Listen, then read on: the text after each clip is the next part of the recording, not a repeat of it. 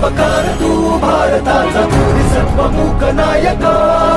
ओढल्या रूढी त्या परंपरा दिव्य तेजा तुझ सकल न्यायदायका. जीवन तुझे आम्हास प्रेरणा दाही दिशा तुझीच गर्जना. गर्जना भीमराया माझा भीमराया भारताचा पाया माझा भीमराया.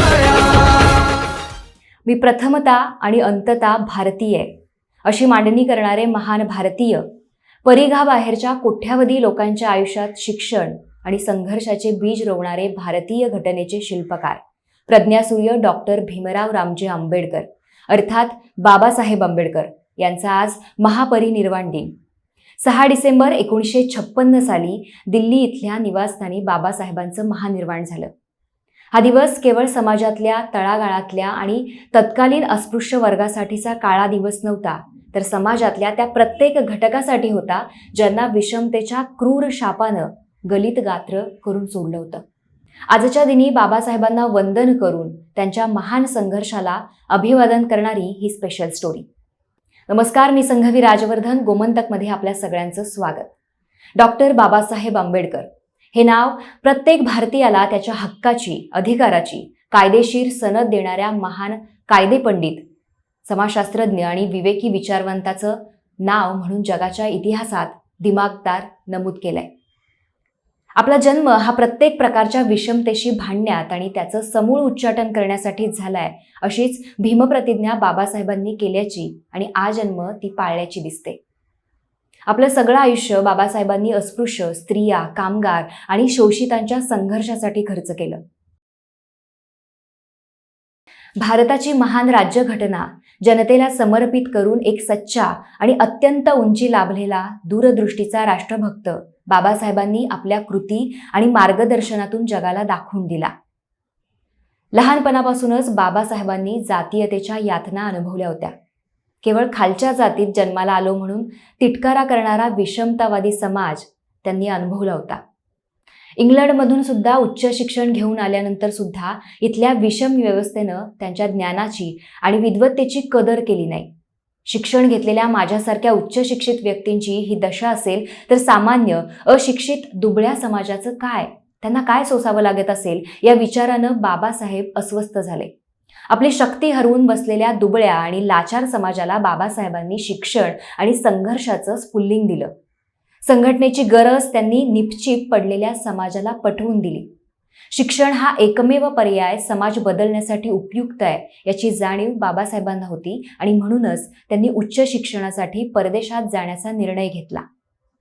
या काळात वडील सुभेदार रामजी आंबेडकर यांचं निधन झालं.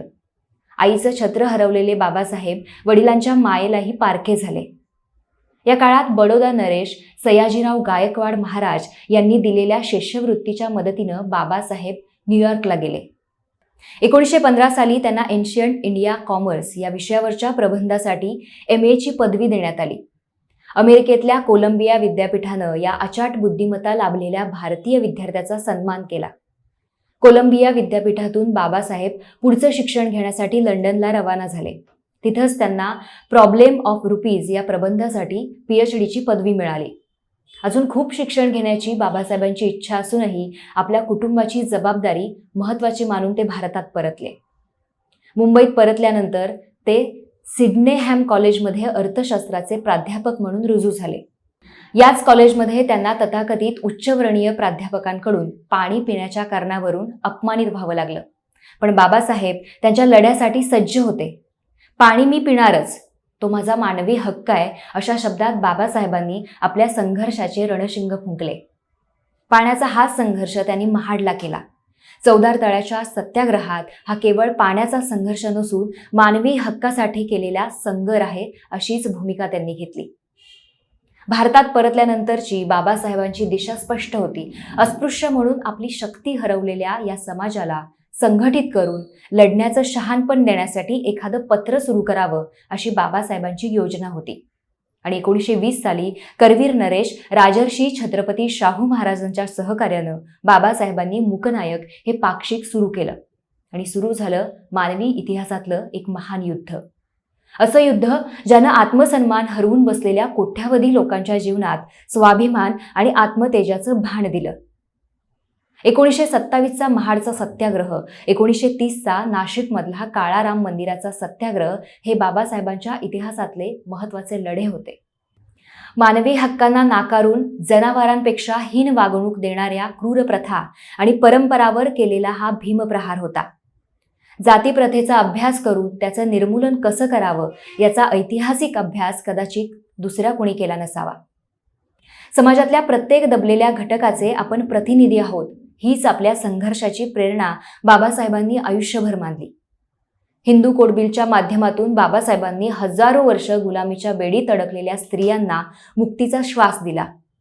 प्रत्येक मुलीनं आपल्या पतीला मित्रत्वाची साथ द्यायला हवी, पण जर त्यानं गुलामगिरीसारखी वागणूक दिली तर बंड करायला हवं, असं क्रांतिकारक संदेश बाबासाहेब नेहमी देत होते.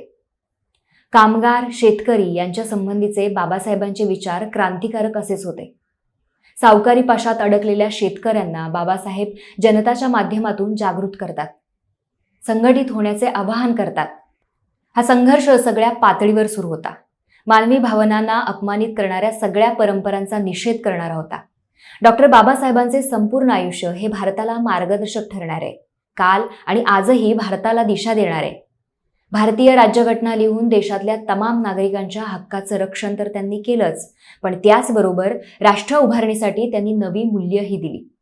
सर्वांगीण विकास करण्यासाठी बंधुता आणि समतेचं सूत्र बाबासाहेबांनी दिलं. इतिहास अशा नररत्नांना पुन्हा जन्माला घालत नाही, त्यामुळे त्यांची शिकवण प्रमाण मानून देश उभारावा लागतो.